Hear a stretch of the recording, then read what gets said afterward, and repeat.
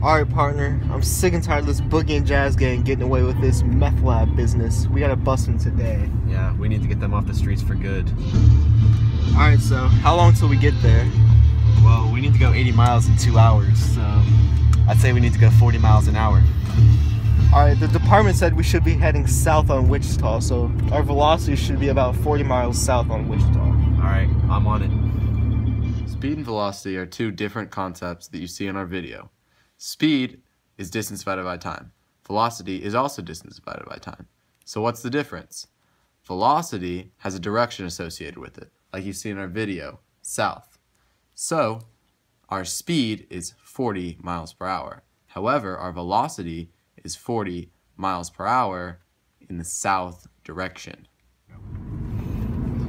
Alright, we've traveled 80 miles. We should be coming up on it pretty soon. Man, we really went out of our way for these two goons. Our displacement's only like 50 miles. Distance and displacement are two other different topics that we talked about in our video. Distance is the total distance that you travel. Displacement is the distance from point A to point B. Distance is scalar and displacement is vector. Now, if we look at this diagram, the distance is 28 meters because you travel 16 meters north and 12 meters east. However, the displacement is 20 meters because that's the distance between point A and point B. Go. Distance is a scalar. Displacement's a vector. There's Boogie and Jazz right there. They're making a deal. Alright, how do you think we're going to attack them here? I think I'm going to use a horizontal projectile tactic from the academy. Alright, let's do this. Boogie and Jazz, stop right there!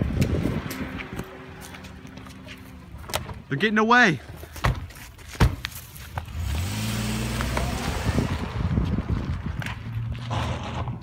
Looks like due to inertia, the cup stayed here, so we got some evidence to use against him. Yeah, they accelerated really fast. We found the acceleration of Caden's car as he sped away from the drug deal. Now, we measured the initial velocity, which is 0, the final velocity, which was 15 kilometers per hour, and the time, which was 8 seconds. Now, the formula for acceleration is velocity, change in velocity divided by change in time. Using a table, we converted 15 kilometers per hour into meters per second, which we then plugged into this formula right here and did 4.2 divided by 8, which got us 0.53 meters per second squared as our acceleration. Horizontal projectile, like the method that Zach uses to shoot Caden, is when the angle theta here is 0, and the only force acting on it is gravity. In the video, the cup falls off of Caden's car because it has little inertia. Now, if, say, Ryan was to be on the car instead of the cup, he would have a greater chance of staying on because his mass is greater. The greater the mass, the greater the inertia. After that close call with the DEA, I gotta get the mass of my product, make sure it's still the same. Let's see.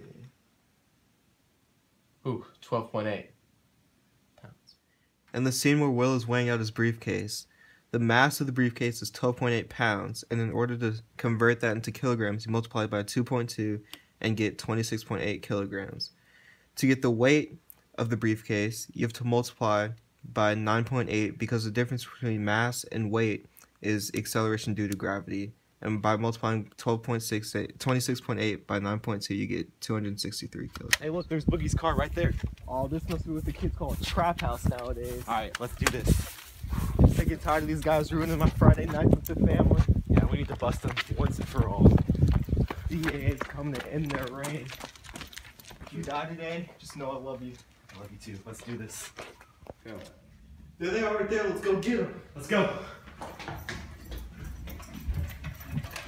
Be careful, buddy. Come for you, Boogie.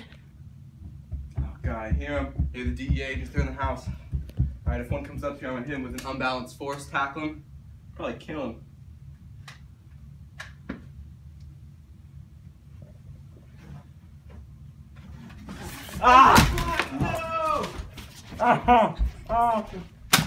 When I tackle Ryan in this video, we have an unbalanced force. Now, here's Ryan's free body diagram. This little dot is Ryan because he's small.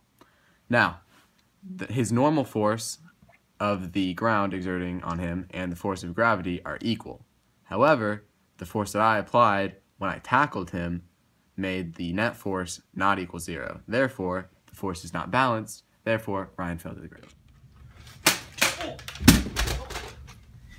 Did it for you, big man.